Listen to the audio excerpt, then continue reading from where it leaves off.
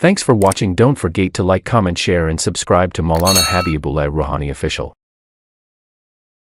अल्लाह पाक परवरदिगार में इससे इसका सबूत कि रसूल मकबूल सल्लल्लाहु अलैहि वसल्लम ने जो काफिरों को अल्लाह की कलाम जो पहुँचाया, अल्लाह की कलाम जो पहुँचाया, इससे ये साबित है तो वक़ाल अल्लज़ीन कफ़रू ला तस्मऊ लिहाज़ल क़ुरआन वल्ग़ौ फ़ीही लअल्लकुम तग़लिबून।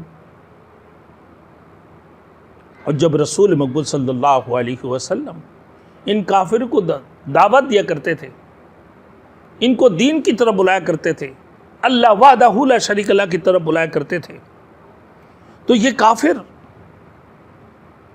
ये मुशरिक और यहूदी और नसरा जो लोग बुत परस्त थे, इस किस्म के लोग ये कहते थे ला तस्माउ लिहादल कुरान, इस कुरान को मत सुनो, बल्कि वल्ग़ौ फ़ीही लअल्लकुम तग़लिबून, बल्कि तुम लोग शोरगुल करते रहो, गल मचाते रहो, तालियां बजाओ, चिटियां बजाते रहो, शोर शराबा करते रहो।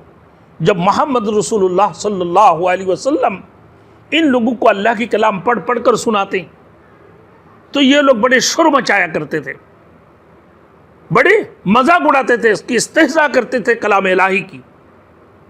बल्कि एक मरतबा तो ऐसे भी हुआ, Rabia bint Utba, Utba bint Rabia रसूल मकबूल सल्लल्लाहु अलैहि वसल्लम के पास आया और कहने लगा, आए मोहम्मद रसूलुल्लाह, तुम हमारे माबूदों को गालियाँ बकते हो, तो जिनकी हम इबादत करते हैं, जो पुत परस्त है, तुम्हें क्या चाहिए? तुम ऐसे ख़ानदान में से हो, बड़े आला ख़ानदान में से, कुरैश में से अल्लाह रब्बुल इज़्ज़त ने तुम्हें पैदा की, और तुम्हारे बाप-दादा जिसके ऊपर चल रहा है, तुम अपने बाप-दादों को बुरा भला कहते हो कि तुम्हें अगर बादशाहत चाहिए तो हम तुम्हें बादशाहत देने के लिए तैयार हैं, तुम्हें अगर माल चाहिए तो हम पूरे दुनिया से माल इकट्ठा करके तुम्हें देने के लिए तैयार हैं, और अगर तुम्हें सरदारी चाहिए तो हम तुम्हें सरदार बनाने के लिए भी तैयार हैं, और अगर तुम्हें कोई हसीन और ख़ूबसूरत औरत चाहिए जिसे तुम शादी करो, हम भी उसको ला कर देने के लिए तैयार हैं, या फिर तुम्हारे अंदर कोई जुनूनियत है या कोई जिन वगैरह तुम्हारे ऊपर किसी चीज़ की जिन की साया हो गई हो, तो हम उसकी भी इलाज कराने के लिए तैयार है। रसूल मकबूल सल्लल्लाहु अलैहि वसल्लम ने हज़रत सालेह और हूद अलैहिस्सलाम की वाक़या जब पढ़ना शुरू कर दी तो उसी वक़्त में अल्लाह के रसूल के मुँह पकड़ने लगे, बोले नहीं आगे नहीं पढ़ना, कि तुम्हें नहीं मालूम कि अल्लाह तुम्हें अचानक आगे पकड़ ले और सारे के सारे तुम रात ही रात को सब तबाह हो जाए।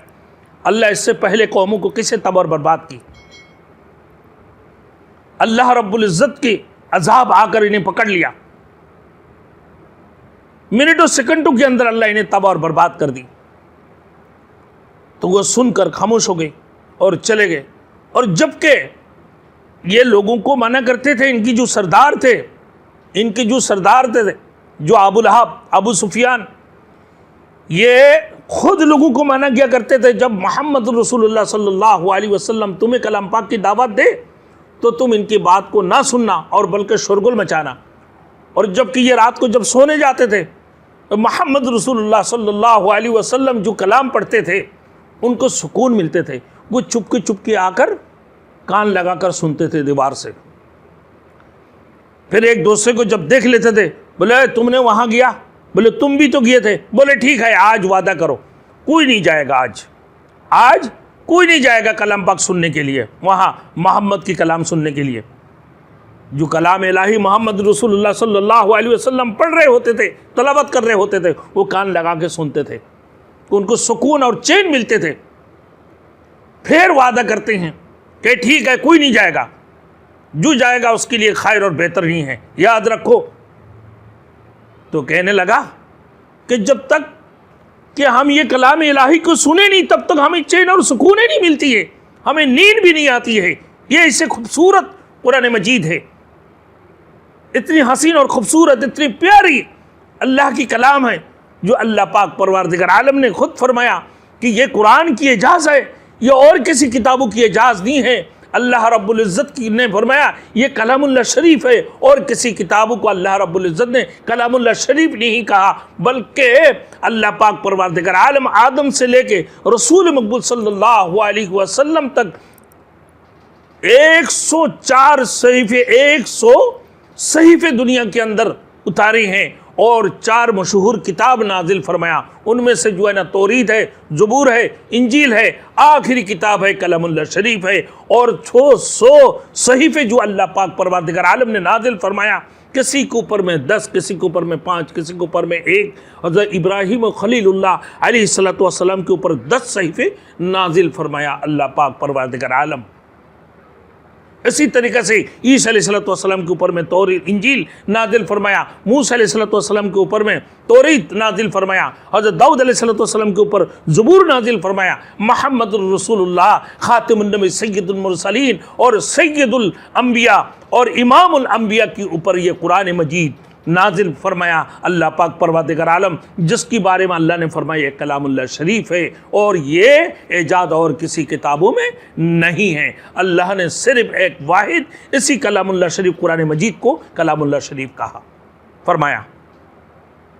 बाकी जितनी किताबें थी उसकी कवानीन कुछ दिन चलते रहे जब तक वो नबी जिंदा थे। उसकी बाद कुछ अरसा वो किताबी चलते रहें। उसकी बाद अल्लाह पाक परवरदिगार आलम उस सहीफे की कवानीन और कवायद को, उसकी उसूल को मनसूख फरमा कर दूसरे किताब को अल्लाह रब्बुल इज़्ज़त दूसरे नबी की दुनिया के अंदर भेजे हैं। फिर वो सहीफे अल्लाह ने नाजिल फरमाया। फिर उसकी बाद फिर वो सहीफे कुछ अरसा चलते रहे, 1, 2, 3 नबी 2-3 दौर तक चलते रहे। फिर उस किताब को मनसूख कर दी। फिर उसकी बाद 3री किताब अल्लाह पाक परवरदिगार आलम ने नाजिल फरमाया। इसी तरीके से चलते रहे, इसी तरीके से चलते रहे, जब आखिरी किताब वो कलामुल्लाह शरीफ है, कलाम इलाही है, कुरानुल अजीम, फुरकानुल अजीम को कुरान मजीद फुरकानुल अजीम, जो हर सच और बातिल को तमीज़ करने वाले, अलहदा करने वाले, जुदा करने वाले वो कलामुल्लाह शरीफ है। अल्लाह ने उसको नाजिल फरमाया। ये क़यामत तक चलते रहेगा। उसकी बाद कोई किताब इस कायनात के अंदर अल्लाह रब्बुल आलमीन नहीं उतारेंगे, नहीं नाजिल फरमाएंगे, ना ही कोई नबी इस दुनिया के अंदर तशरीफ़ लाएंगे। शैतान गुलाम अहमद कादियानी ने यहाँ कह दिया कि मैं भी नबियों में से हूँ। फिर अपने आप को कहने लगा जिसे रसूल मकबूल सल्लल्लाहु अलैहि वसल्लम के बाद हज़रत सिद्दीक़ अकबर रज़ी अल्लाह तआला अन्हु की दौर में मुसैलमा कज़्ज़ाब ने नबूवत की दावा की है और उसके खिलाफ हज़रत सिद्दीक़ अकबर ने बड़े सिपाही सालारों को तैयार करके उसके खिलाफ जंगें लड़ी हैं। कितनी बड़ी जंग थी, तकरीबन लगभग 27,000 लोगों की इंतकाल हो चुके, तकरीबन 2700 के करीब सहाबातुल अजमईन शहीद हुए उसमें। तो ये बात थे मुसैलमा कज़्ज़ाब अपने आप को कहता था और कहते थे, बड़े शायर थे वो, कहा कि मैं भी नबी हूँ। नौज़ुबिल्लाह।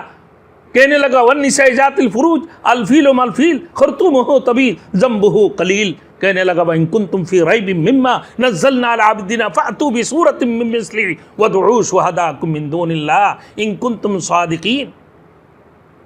और अगर तुम सच्चे हो तो लाओ इस कलम पाक की जैसे कोई किताब, तुम्हारे साथ मुबाहिला है, तुम्हारे साथ चैलेंज है, आ जाओ चैलेंज कर लो इस कलाम पाक के साथ, इसके साथ मुकाबिला कर लो, इसके साथ मुबाहिला कर लो अगर तुम्हारे पास ताकत है कि भाई कुंतुम फी रैबिम मिम्मा नज़्ज़लना अला अब्दिना, मैं मेरे बंदे के ऊपर, मैंने मेरे बंदे मुहम्मद रसूलुल्लाह सल्लल्लाहु अलैहि वसल्लम के ऊपर जो किताब नाजिल फरमाया, अगर इसके साथ तुम लोग कोई मुकाबिला करना चाहो, कोई मुबाहिला करना चाहो, कोई चैलेंज करना चाहो, इस कुरान जैसे किसी आयात को लाओ और अगर तुम नहीं तुम्हारे बड़े बड़े मददगारों को भी लेकर आ जाओ तो इस कलाम पाक के साथ मुकाबिला कर लो। मेरे दोस्तों, कहाँ से मुकाबिला कर सकते हैं जब बाबे मक्का में लिख देना आतैना कल कौसर फसल्लि लिरब्बिका वन्हर इन्न शानियका हुवल अबतर।